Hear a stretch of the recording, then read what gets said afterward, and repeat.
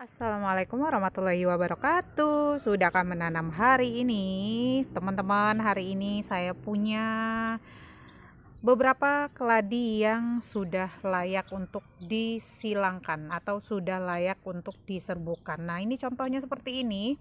Teman-teman, sebelumnya saya informasi untuk teman-teman yang mau silang-silang keladi atau yang mau menghasilkan benih biji dari keladi, itu teman-teman usahakan harus punya dulu beberapa pohon atau beberapa jenis atau juga beberapa pot supaya nanti bisa disilangkan. Karena seperti ini ya teman-teman, untuk keladi itu nggak bisa disilangkan tunggal karena biasanya kalau sudah keluar serbuk seperti ini itu sudah telat untuk disilangkan ya. Tapi ini saya udah punya yang ada serbuknya.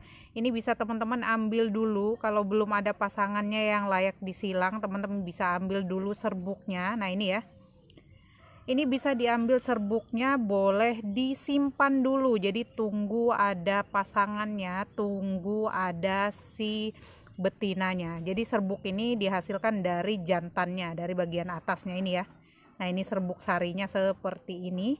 Teman-teman boleh langsung ambil, silangkan ke betinanya atau calon yang bijinya. Nanti saya tunjukin yang betinanya.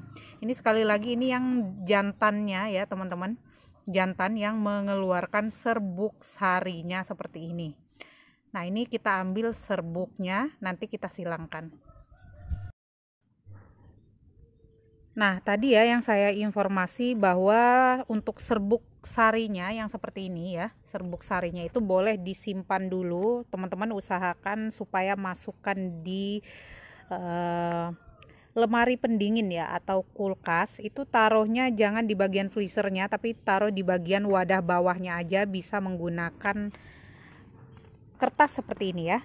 Jadi nanti ketika ada teman-teman yang sudah siap untuk disilangkan, itu udah ada serbuknya atau sudah ada stok serbuk sarinya.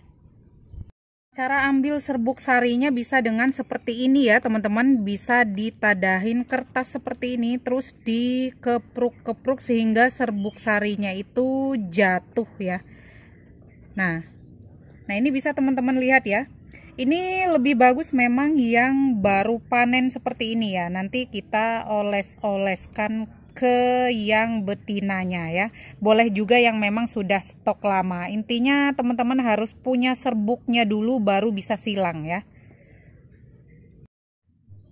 Nah oke teman-teman, ini yang betinanya ya. Jadi untuk keladi itu jantan dengan betinanya itu nyatu, tapi untuk waktu penyilangannya itu kalau sudah keluar serbuk itu artinya sudah telat. Mengapa tadi alasannya harus punya dua ya, jadi nggak bisa diserbuk tunggal ya. Kalau misalkan ini udah keluar serbuknya berarti ini sudah telat gitu ya. Jadi intinya seperti ini. Nah tanda-tanda yang sudah bisa disilangkan itu seperti ini, dia sudah membuka sedikit ya seludungnya ini ya, atau kelopak tongkol bunganya itu ya. Atau bisa juga teman-teman cium, biasanya itu wangi. Dan masa untuk penyilangannya itu boleh di pagi hari ya, di kisaran jam 7, 8 sampai jam 9 atau malam hari ya, tergantung teman-teman sempatnya. Nah ini dibuka bisa dibantu dengan gunting ya teman-teman, bisa dibantu dengan gunting, bisa juga dibantu dengan silet ya. Buka seperti ini, hati-hati supaya nanti untuk si tongkolnya itu yang mau disilangkan itu tidak terluka. Nah ini ya teman-teman, kalau yang seperti ini nggak bisa disilangkan. Ini hanya sebagai contoh aja, harus dibuka ininya, harus dibuka ya teman-teman. Ini kenapa tidak bisa diserbukan, karena ini untuk yang betinanya atau calon bijinya itu nggak ada ya, jadi hanya jantannya saja. Nah berarti yang ini yang bisa kita silangkan ini ya, ini tempat dimana biji-bijinya nanti akan tumbuh ya. Untuk keladi itu nggak bisa tanpa disilangin ya, harus disilangkan. Nah ini serbuknya tadi yang sudah kita siapkan, teman-teman boleh bantu menggunakan cotton bud, bisa juga dibantu menggunakan kuas seperti ini ya. Nah, ini saya pakainya kuas supaya nanti lembut saat oles-olesnya ya. Dioles-oles merata, boleh juga menggunakan tangan ya. Nah ini ya, boleh menggunakan tangan saja seperti ini. Yang penting jangan digesek-gesek ya teman-teman. Kalau digesek-gesek nanti khawatirnya si tongkolnya ini luka. Biasanya kalau luka nanti bisa busuk ya, atau bisa gagal. Boleh menggunakan cotton bud ya. Nah, seperti ini.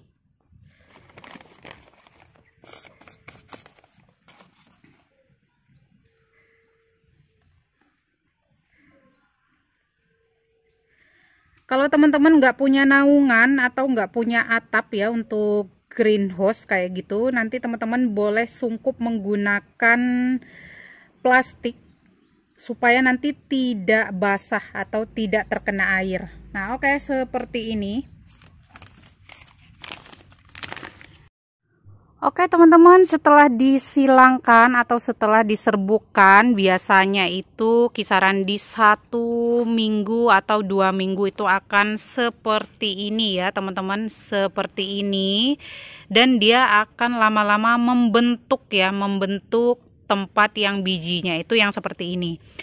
Nah, dan ada juga ya informasi untuk teman-teman, nggak semua yang kita silangkan itu berhasil ya, pasti ada gagalnya juga. Ini seperti saya, ini contohnya sudah disilangkan tapi gagal ya, gagal. Dan tanda-tanda gagal itu ini ya teman-teman, untuk